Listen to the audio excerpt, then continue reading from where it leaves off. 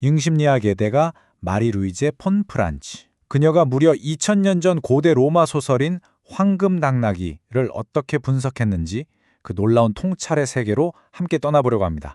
자, 그럼 바로 시작해 볼까요? 아주 똑똑한 남자가 있었어요. 그런데 실수로 마법약을 잘못 발라서 그만 당나귀가 되어버립니다. 그리고 온갖 고생을 다 하죠. 이 이야기 어떻게 들리세요? 좀 황당하고 가끔은 짓궂기까지 한 이 소설이 그냥 이상한 옛날 이야기일까요? 아니면 어쩌면 그 안에 인간 마음의 비밀을 푸는 아주 중요한 열쇠가 숨겨져 있는 건 아닐까요? 폼프란스는 단호하게 말합니다. 이건 그냥 모험담이 아니라고요.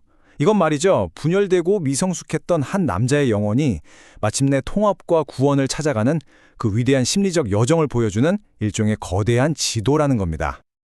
자, 그럼 그 위대한 여정은 대체 어디서부터 시작되는 걸까요? 그건 바로 주인공 루키우스의 마음속을 들여다보는 것에서부터 시작해야 합니다. 그는 2000년 전 사람이지만 정말 놀랍게도 오늘날 많은 현대 남성들이 겪는 아주 보편적인 심리 문제를 그대로 안고 있거든요. 폼 프란츠 분석의 핵심, 그 핵심을 꿰뚫는 한 문장이 바로 이겁니다. 남자 마음속에 소홀히 버려두었던 여성성의 해방. 이게 무슨 말이냐면요. 황금낭락이라는 소설 자체가 남성 중심의 의식세계에서 오랫동안 무시당하고 억압받았던 바로 그 여성성이 마침내 풀려나고 제자리를 찾는 과정을 그린 거대한 서사시라는 거죠. 이 여성성을 제대로 이해하려면 우리가 꼭 알아야 할 개념이 하나 있어요. 바로 융심리학의 핵심 개념인 아니마입니다. 아니마는 쉽게 말해 남성의 무의식 안에 존재하는 여성적인 면을 가리키는데요.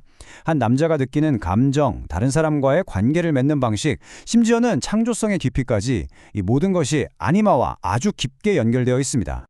소설 속 루키우스는요, 머리는 아주 좋고 지적 호기심도 넘쳐나지만 이상하게 깊은 감정적인 교류는 피하는 인물이에요.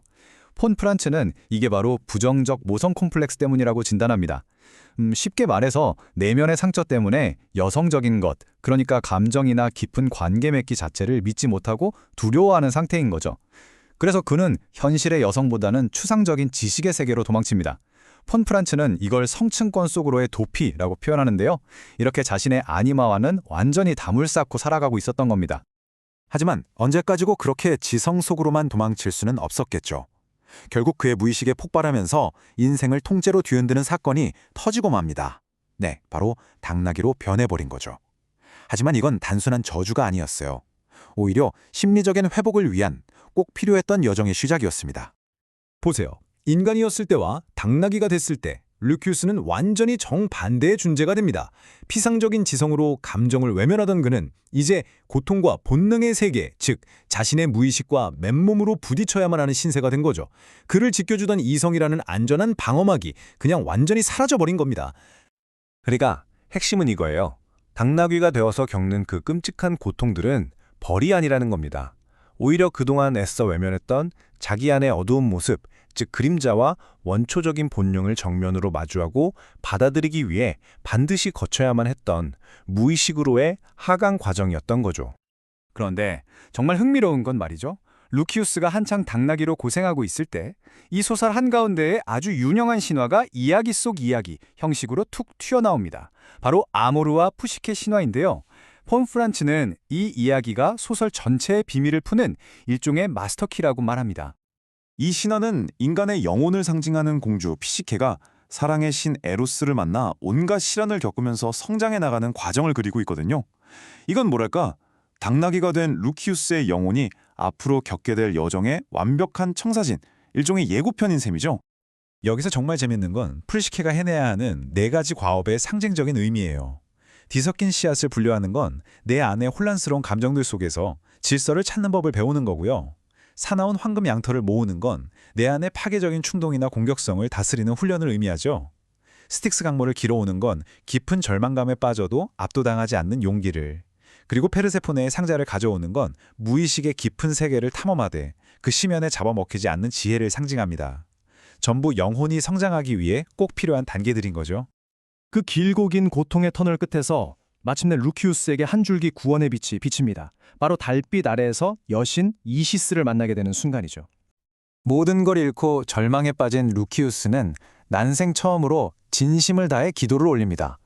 축복받은 하늘의 여왕이시여, 이 한마디는요, 그저 지적인 호기심으로 세상을 구경하던 과거의 루키우스와는 완전히 다른 온전한 경외심과 겸손함에서 터져나온 영혼의 외침이었어요. 그의 기도에 응답한 여신 이시스는 자신의 진짜 정체를 밝힙니다. 나는 케레스이기도 하고 베누스, 디아나, 프로세르피나, 즉 세상 모든 여신의 본질 그 자체라고요. 이건 뭘 의미할까요? 바로 이시스가 흩어져 있던 여성성의 다양한 모습들을 하나로 아우르는 위대하고 통합된 여성성의 원형 그 자체라는 걸 보여주는 겁니다. 결국 루키우스가 이시스를 통해 다시 인간으로 돌아왔다는 건 그가 그토록 외면하고 억눌렀던 내면의 아니마와 마침내 의식적이고 성숙한 관계를 맺게 되었다는 뜻입니다. 온전한 하나로 통합된 거죠. 이것이야말로 진정한 의미의 심리적 재탄생이라고 할 수 있겠습니다. 자, 그렇다면 2000년도도 된 이 낯선 이야기가 지금 여기를 살아가는 우리에게 던지는 메시지는 과연 뭘까요? 폰프란츠가 황금 당나귀를 통해 우리에게 보여주는 궁극적인 지혜는 바로 이것입니다.